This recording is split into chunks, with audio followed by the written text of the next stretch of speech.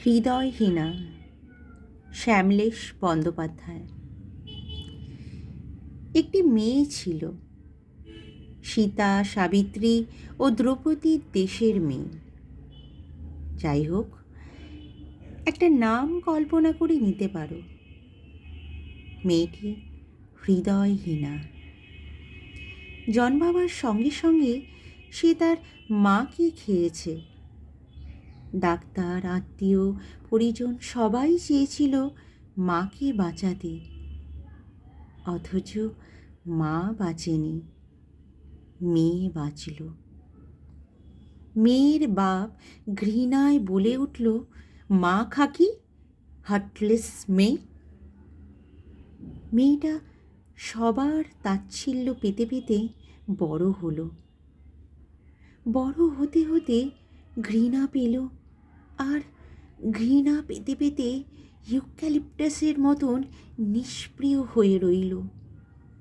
দাদু বলতেন হার্টলেস, দিদিমা বলতেন হার্টলেস, প্রতিবেশীরাও বলতেন হার্টলেস। ও জানতো গাছকে বলে গাছ, গরুকে বলে গরু, আর হার্টলেস মানে ও।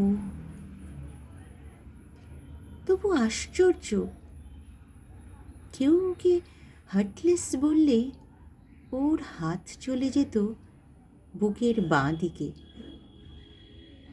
যেখানে থাকে পদ্মরাগ মণি, আলাদিনের প্রদীপ আর রমজানি চাঁদ।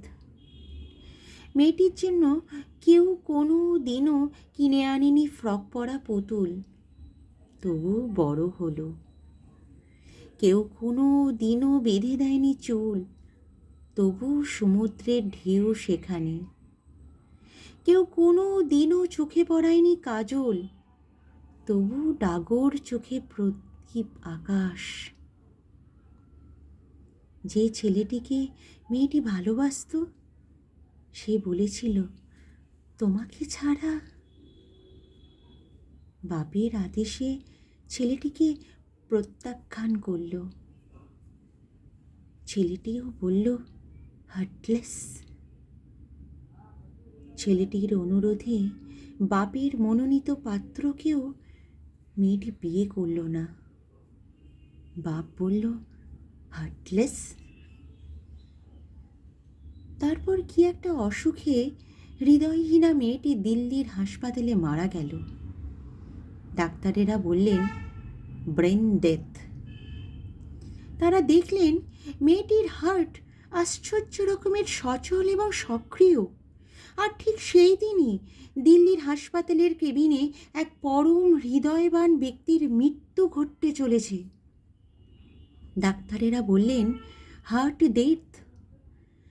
দুপক্ষের সম্মতি নিয়ে হৃদয়হীনা মেয়েটির হৃদয় হৃদয়বান লোকটির প্রকোষ্ঠে স্থাপন করা হলো।